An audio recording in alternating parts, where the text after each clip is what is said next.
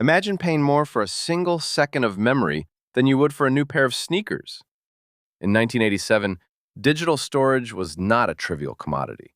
It was a scarce, expensive resource that shaped how music was made. This scarcity forced a generation of producers to make creative compromises, and those compromises left an indelible mark on the sound of an era.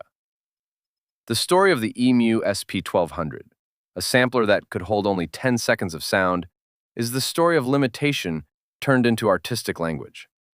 The SP1200 arrived at a moment when hip-hop producers were hunting for new ways to manipulate records.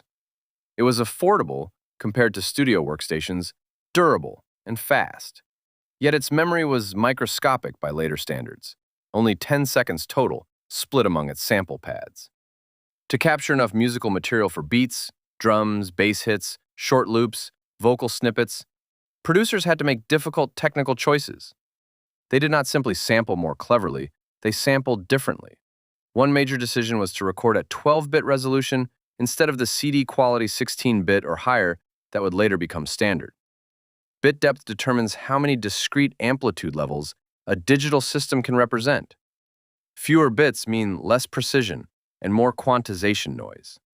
Translated to sound, 12-bit sampling did not faithfully reproduce the shimmering top end and subtle harmonics of vinyl. High frequencies were rounded, air was reduced, and the audio took on a thicker, rougher edge. Far from being a flaw to hide, that roughness became a feature.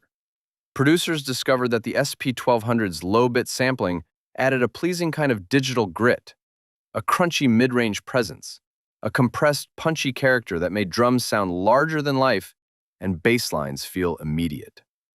The sampler also ran slightly faster during recording, and then played samples back at lower speed to extend time, which altered pitch and timbre in musically useful ways.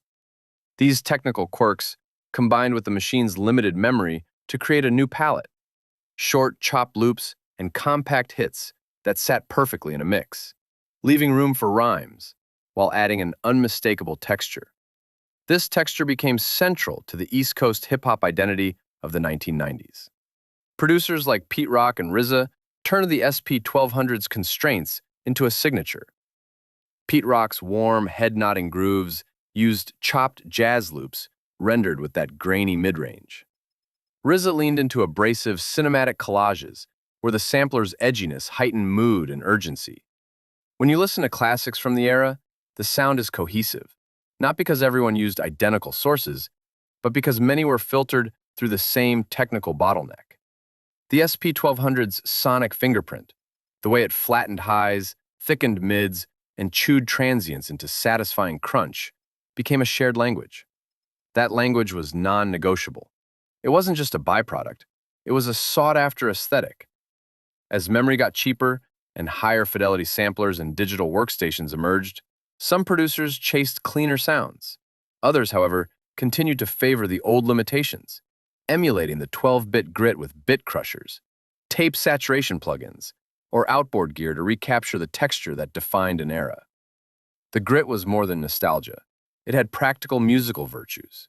It helped loops cut through dense mixes, imparted a raw authenticity, and linked new tracks to a lineage of records that sounded like they were made in the same room. The tale of the SP1200 is a reminder that technology doesn't simply serve artistic intent, it shapes it.